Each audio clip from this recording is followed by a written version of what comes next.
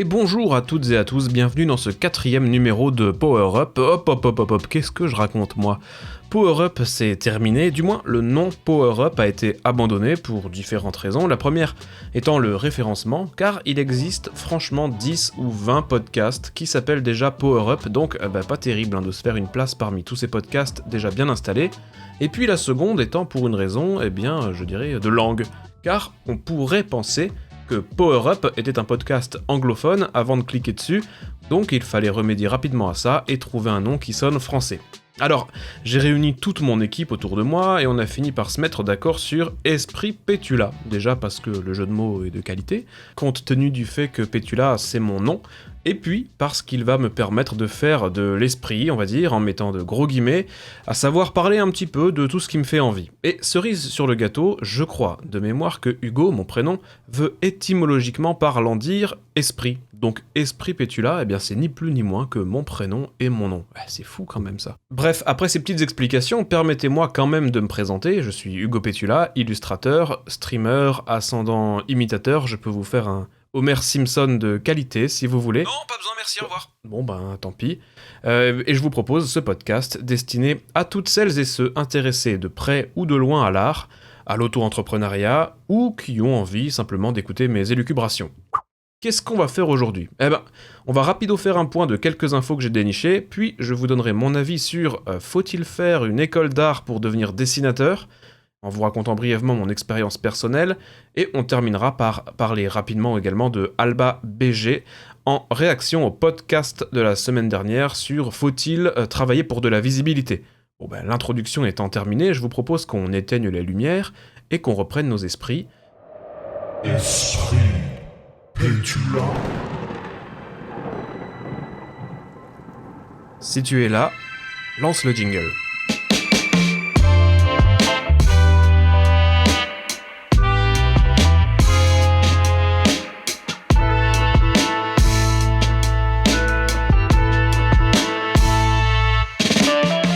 Et on commence les actus par un nouveau point sur l'intelligence artificielle. Il y a 2 semaines, on évoquait de grands mouvements d'artistes aux USA qui demandaient une régulation autour des contenus générés par une intelligence artificielle.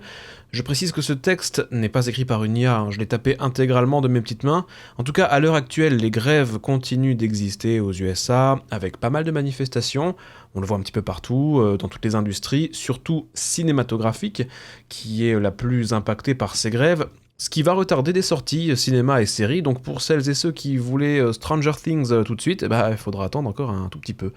D'autres pays commencent eux aussi à anticiper les problèmes en examinant le sujet de l'intelligence artificielle, je dirais IA maintenant pour aller plus vite. En tout cas ce sujet qui est pour le moment, c'est un petit peu open bar quoi. L'Union européenne est en train de se pencher sur la question, et plus localement, c'est l'ADAMI, une organisation militante française de défense des droits des artistes, qui a écrit une lettre adressée au ministre de la Culture, Rima Abdou-Malak, lettre intitulée « Grève des acteurs et actrices, États-Unis-France, même combat ». Et si vous entendez la bouilloire derrière, c'est normal, je suis en train de me faire un petit thé.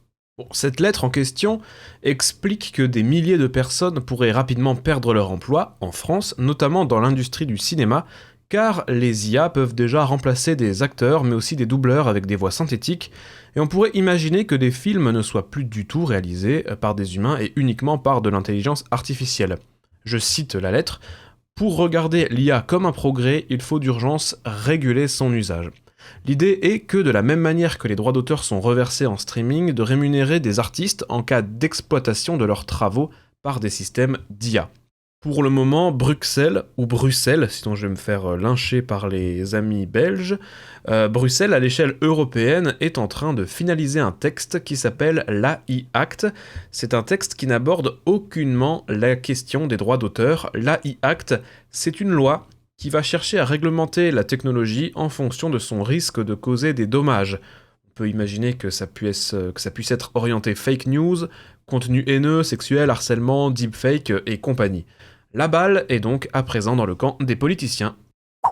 Un petit peu plus joyeux, la semaine dernière je vous ai présenté le travail de Cora Louise, une artiste britannique que j'aime vraiment beaucoup, qui a développé au cours des dernières années un univers à la fois sombre et poétique. Je comparais un petit peu son travail à l'univers de Tim Burton. Eh bien, figurez-vous qu'elle a sorti il y a quelques jours sur sa chaîne YouTube une vidéo de 30 minutes par rapport à l'art block.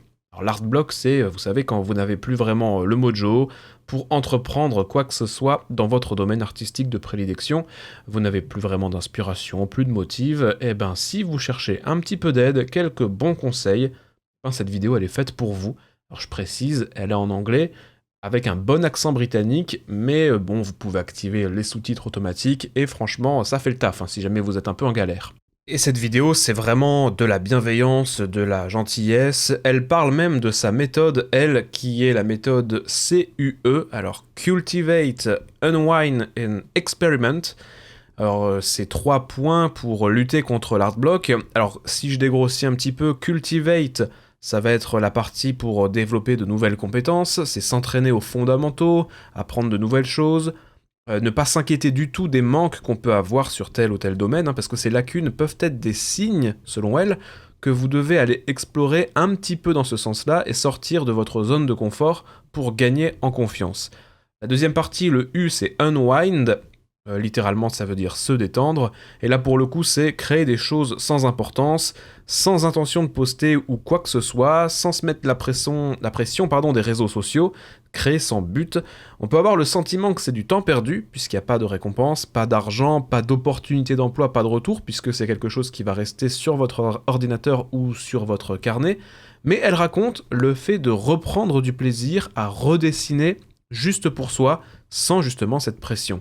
Se poser dans un coffee shop et dessiner des gens ou des choses qu'on voit et vous remettre un petit peu à kiffer votre pratique artistique. Et le troisième point, experiment, eh bien pour le coup, ça ajoute une petite notion de jeu, d'essai, de tenter de nouvelles choses, de nouveaux médiums. Si vous faites du numérique, eh bien vous pouvez essayer de faire de la peinture traditionnelle, du fusain, des crayons de couleur. En tout cas, allez chercher dans un champ que vous ne maîtrisez pas forcément. Allez même dans des zones inconfortables, dessiner par exemple des décors, si vous êtes chara designer. Enfin, je dis ça, mais je ne me cible absolument pas. Quoi qu'il en soit, cette partie, c'est vraiment eh bien, se mettre un peu en danger et qui sait apprendre de ces nouvelles choses qu'on va découvrir à ce moment-là. Quoi qu'il en soit, je vous mets le lien de sa vidéo dans la description de ce podcast. Et si vous voulez une autre vidéo en lien avec l'art block, j'ai moi-même créé une vidéo qui est disponible sur la chaîne de Clip Studio Paint, qui du coup vous présente plutôt des petits jeux digitaux ou traditionnels, en tout cas des petits jeux de dessin pour friter la tête de l'art block. Je vous mets également le lien dans la description de ce podcast.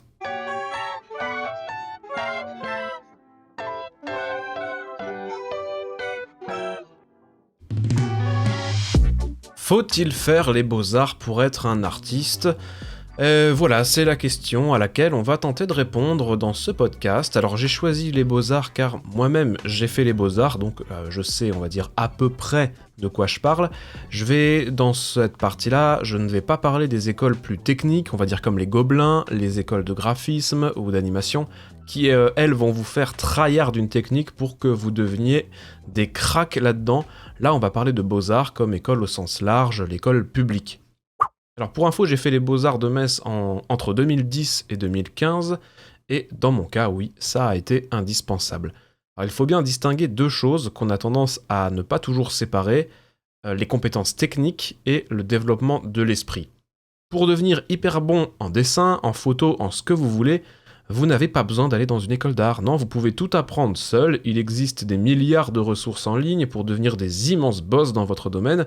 Donc, d'une certaine mesure, on ne devient pas vraiment meilleur aux beaux-arts, puisque devenir meilleur techniquement, c'est très personnel. Vous pouvez être où vous voulez, dans une école d'art ou chez vous. Si vous n'avez pas décidé d'être meilleur, si vous ne pratiquez pas, vous ne progresserez pas. Par contre, les beaux-arts, c'est plusieurs choses. C'est un encadrement, donc des enseignants compétents qui maîtrisent leur médium et qui vont vous aider à faire ressortir le meilleur de vous et catalyser votre apprentissage. Vous progresserez donc beaucoup plus vite dans une école d'art. C'est aussi développer votre univers, dessiner bien, ok, mais qu'allez-vous raconter, qu'avez-vous à dire, pourquoi, que dit ce dessin, qui êtes-vous, quel artiste vous voulez être.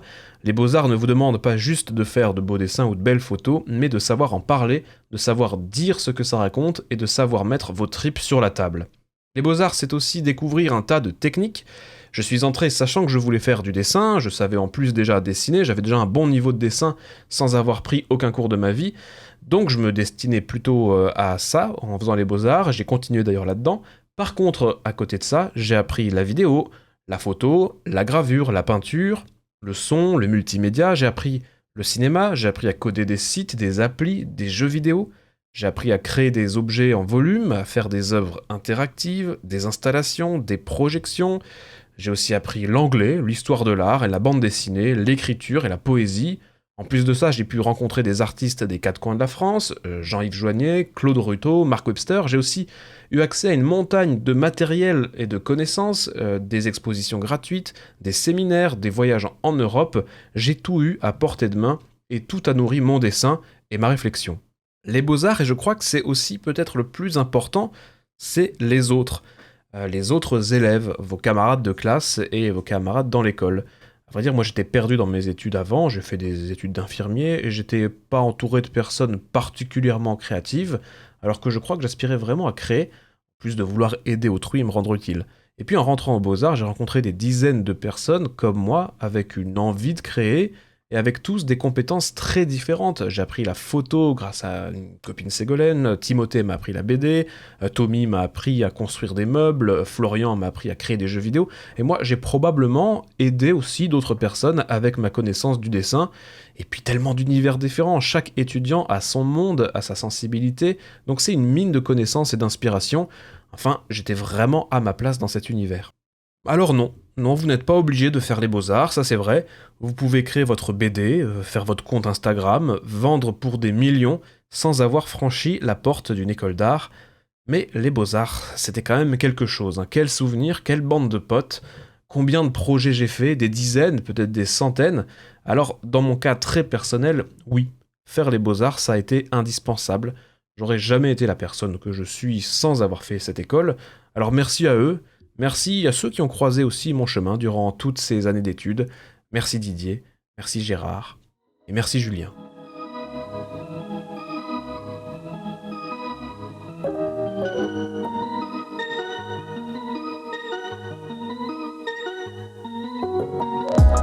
La semaine dernière, on a abordé la question de la rémunération quand on est artiste. Est-ce qu'il faut travailler pour de l'exposition, ou travailler pour gratuit ? Eh bien, ça tombe bien parce qu'en fait, ces derniers jours, Alba BG, donc Alba Balestra González, qui est une artiste espagnole assez suivie sur les réseaux sociaux, elle a également parlé de ça. Donc je vais tenter une petite traduction, comme ça, au doigt mouillé, de ses dires, et on va voir son point de vue que je trouve tout à fait juste et avec lequel je suis complètement en accord. Est-ce que vous êtes un artiste ? Ne travaillez jamais pour de l'exposition. Pourquoi ? Vous allez me demander. Parce que votre travail a de la valeur. Deuxièmement, parce que l'exposition ne marche plus. Les gens sont fatigués de voir de la publicité ou n'importe quoi qui est proposé pour vous forcer de suivre quelque chose que vous n'avez pas choisi de suivre par intérêt. Quand les médias sociaux ont commencé à exploser, c'était très facile de gagner des followers avec de l'exposition, mais maintenant on est overstimulé et on est juste fatigué, et ça ne marche pas de la même manière que la manière dont ça marchait à l'époque, et c'est juste normal. Comme je vous le disais au début, votre travail c'est des efforts, votre travail c'est du temps. Votre art, c'est une partie de votre vie, et je sais pas si vous avez par exemple 500 followers, votre travail a de la valeur, et les compagnies, les entreprises, les célébrités qui nagent dans l'argent, mais c'est normal que vous soyez économiquement récompensé pour chaque chose que vous avez fait. Ils ont besoin d'apprendre que artiste, c'est un travail comme un autre. Arrêtez de vous moquer, d'essayer d'arnaquer les artistes. Je fais cette vidéo surtout pour les petits artistes qui veulent grossir et qui veulent avoir accès à des opportunités plus grosses. Et l'exposition, ça peut être bien, mais ça doit être accompagné de rémunération économique. Vous devez payer pour avoir quelque chose. Et il y a 2 ou 3 jours, Alba BG a fait une deuxième vidéo pour rebondir sur la première. Salut les artistes, je suis moi-même une artiste et je suis ici pour vous dire que votre art est unique. J'ai fait une vidéo il y a quelques temps à propos de pourquoi vous ne devez pas travailler pour de l'exposition, et j'ai reçu quand même pas mal de commentaires, ce qui me fait faire cette nouvelle vidéo à propos de ça. Littéralement, personne dans le monde est capable de faire de l'art de la même manière que vous. C'est pour ça que vous avez besoin de mettre de la valeur sur votre travail et ne jamais de faire quoi que ce soit pour de la gratuité. Si une personne vous appelle, c'est parce qu'ils ont besoin de vous, ils veulent votre style et cette chose a un prix. Ne soyez pas effrayés de faire payer votre art. Par exemple, est-ce qu'on peut imaginer une personne qui aille dans un restaurant et qui dise à l'équipe « Écoutez, je crois que vous avez passé beaucoup de temps pour faire cet hamburger, donc je vais vous payer uniquement en disant à mes amis qu'ils peuvent venir, ok ?» Ou imaginez une serveuse qui vous dit qu'elle n'est pas trop sûre que les hamburgers qu'elle vous a proposés soient très bons, donc elle va uniquement vous faire payer 50 centimes. C'est complètement ridicule. C'est comme, je sais pas, les personnes qui veulent forcer leur perspective, leur vision. Par exemple, les personnes qui disent « Oui, mais regarde, toi, comme tu apprécies ce que tu fais, ce n'est pas un travail. » Eh bien, ça n'a aucun sens, et j'ai entendu ça tellement de fois, donc ne soyez pas effrayés. Si vous passez du temps pour les autres doivent dépenser de l'argent sur vous. Bon, excusez-moi pour la traduction, c'était pas hyper simple, mais bon, je pense avoir à peu près réussi l'exercice, vous avez compris dans les grandes lignes de quoi il s'agit, et en tout cas, voilà, moi j'adore ce genre de personnes qui prennent position sur des choses importantes, d'autant plus que dans le cas de Alba Balestra González, c'est une artiste qui est très suivie, qui est suivie aussi par des grands groupes. Elle a travaillé pour Clip Studio Paint d'ailleurs aussi, elle a fait des vidéos pour cette entreprise. Donc c'est bien aussi que ce message soit aussi entendu par les compagnies et par le grand public aussi. C'est important que les dessinateurs soient aussi considérés comme des personnes qui travaillent, qui ont eux aussi besoin d'argent pour vivre.